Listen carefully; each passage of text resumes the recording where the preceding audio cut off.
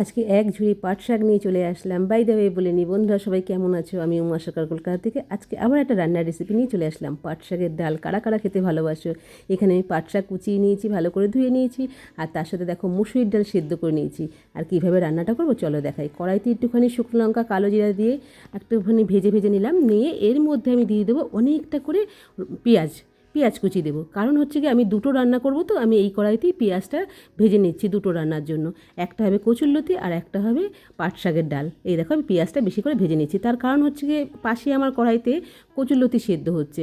তা ওখানটা কচুরলতিটা হয়ে গেলে পরে ওই কড়াইতে আমি পাট শাক বসিয়ে দেবো, কিন্তু আবার ওখানেও পেঁয়াজ যেহেতু ভাজা লাগবে আমি একবারে এখানে ভেজে নিচ্ছি। এখানে একটা রান্না বসিয়ে দেবো আর ওই কড়াইতে একটা রান্না বসিয়ে দেবো।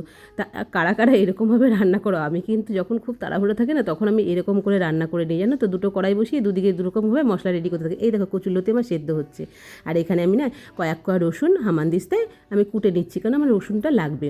এইবার হচ্ছে আমি পাট শাকটা বসাতে যাচ্ছি। চলো আমি পাট শাকটা কীভাবে রান্না করছি, খুবই সিম্পল কিন্তু খেতে ভালো লাগে। কড়াইতে তেল নিয়ে নিয়েছি, দেখো এই কড়াইটার মধ্যে আমি কচুরলতি সেদ্ধ করছিলাম।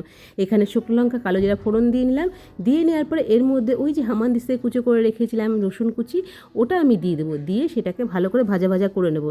আর ভাজা ভাজা করে নেওয়ার পরে এর মধ্যে সেই কুচোনো যে পাট শাক ছিল সেই পাট শাকটা দিয়ে ভাজা ভাজা করব।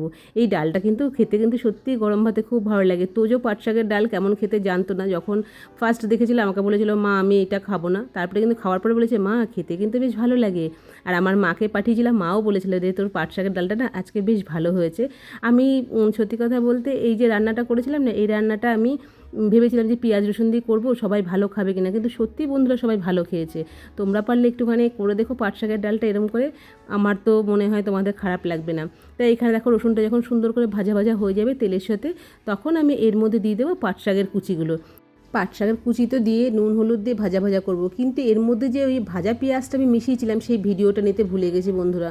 আর কাঁচা লঙ্কা চিড়ে দিয়েছিলাম সেটাও নিতে ভুলে গেছি বন্ধুরা। যাই হোক তোমাদের বলে দিলাম, ওই ভাজা ভাজা পেঁয়াজটা কিন্তু আমি এই যে দেখো শাকটা দিচ্ছি, শাকটাকে নুন হলুদ দিয়ে ভাজা ভাজা করব।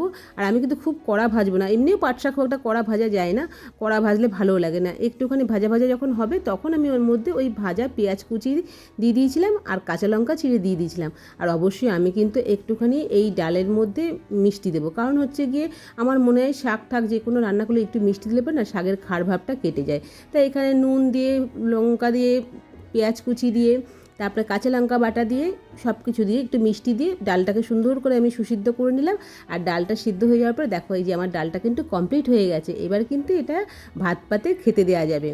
তা কেমন লাগলো আমার এই রেসিপিটা বন্ধুরা তোমরা জানাতে কিন্তু ভুলো না। আমাদের সুন্দর সুন্দর মতামত আমাকে নতুন নতুন ভিডিও করার অনুপ্রেরণা দেয়।